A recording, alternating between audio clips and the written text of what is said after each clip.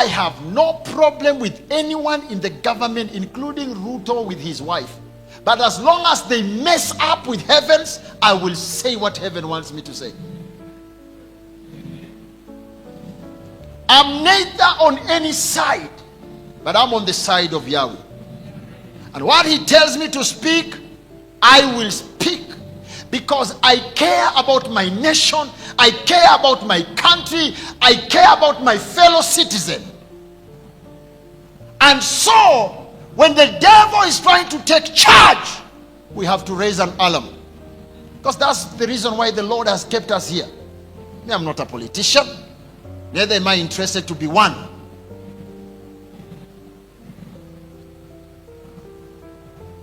If I was interested with politics, then you will see me roaming around with them. Because even some have tried reaching me. I don't know how they get my contact, but they try to call me. But why should my answer is one. If you want to see me, come to church. Why should I meet you in an hotel? There is only one person who can command me to leave, and that is my God. If he tells me go, I will go. When he has not spoken, what am I coming to do with you? Tunakutana kufanya kazi gani? Biashara gani hiyo tuko nayo? Mimi biashara yangu ni maombi. Sio biashara kukutana wanasiasa. Na wakikuja hapa wanakuja kama watoto wa Mungu, si viongozi. Uongozi wao uko chini. Unless I know the kind of spirit you carry. We shall honor you, yes, but as a child of God. Because this place has the honor. And the honor is called Yeshua Messiah that we are serving here. So we need to pray for our nation, because things are not very good, but also I don't want to cheat you, they are very bad. I don't want to scare you, but I will tell you this as a prophet. When I was on the mountain, the Lord told me things that I will speak here. 2028, unless something happens, if something will not happen, watch me. You will attend the funeral of Raila, because he may not finish 2028. He will die unless something happens. The year 2028, Raila Amolo Odinga may die, or he will die, unless something happens. And he will not die because somebody has killed him. No, it is his fate of life. I spoke this thing when I was in Kisumu, but the network was very bad. People didn't get it. But 1.5 years later, Ruto will also die. But my question is, Raila and Ruto, as you people are going your way, what are you leaving Kenyans into? If it is in Nyanza, there is no one Raila has prepared who can fit in his shoes. And if there are people who are going to suffer, they are Luos.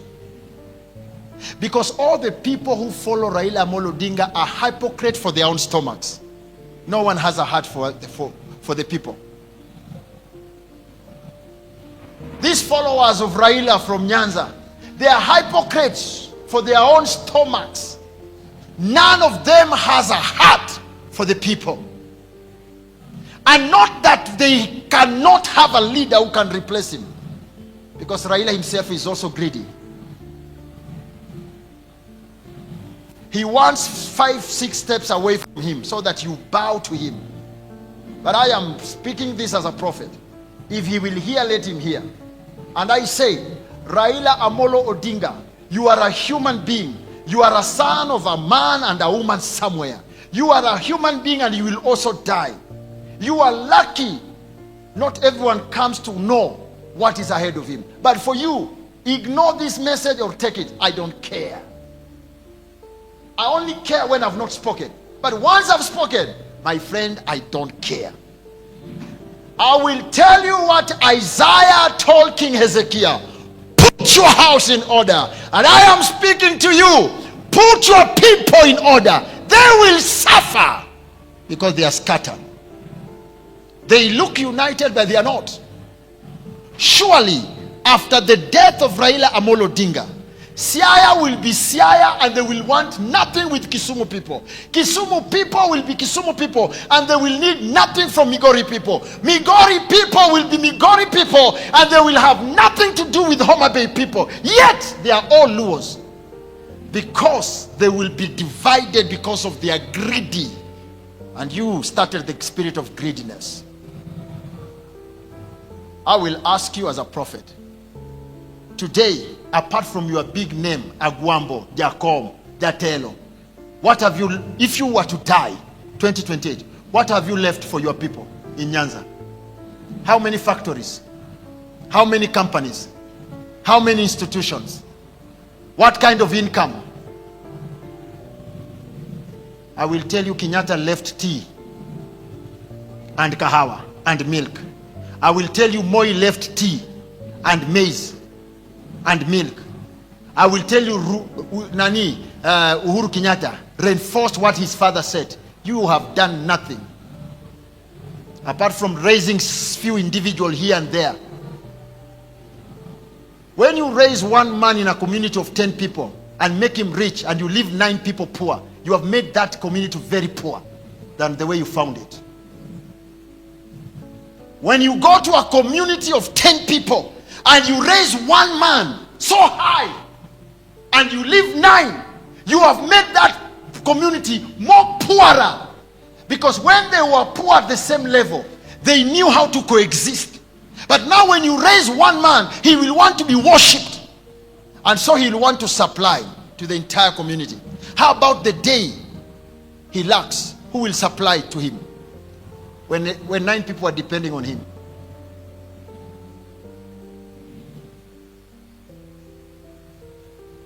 The generation of today, Raila Molodinga, can call you a hero. But if you don't change your pattern these years that are remaining ahead, the generation that will come will recognize you as a betrayer and a traitor who sold them and who sold their forefathers. Because you will die when you have left nothing, nothing for your people. Nothing for your community. For William Samoei Ruto, hear the voice of God, and thus says the Lord, continue adopting more sons. Continue adopting more people of the land. But here says the voice of the Lord, after 2028, you have only 18 months to live. You will meet your fate. And I'm telling you, Mr. Ruto, surely if these people were dying, you have anything to do with their lives and their blood. You were once a preacher and you used to carry the Bible. You know what it says. You will meet those souls. You will meet those souls. And I doubt if the questions they will raise before Yahweh, you will be able to answer. But I will just tell you one thing.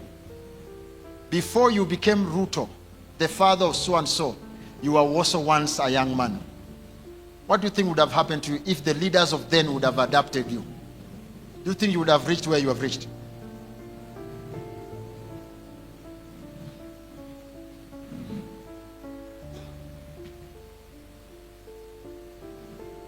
But after all, what do we expect when we have some foundations that were set on the principles of altars? Isn't it not this confusion that we're having as a nation? It is this confusion. Altars pays and altars demands.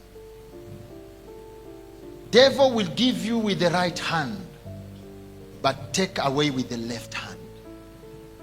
The demands of the devil are too high. When you ask devil for one favor, he will accompany it with 1,000 returns.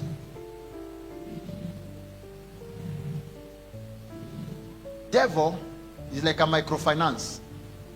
When you go for a loan, there are other hidden charges they don't show you. They only bring them on the table after they have offered you money.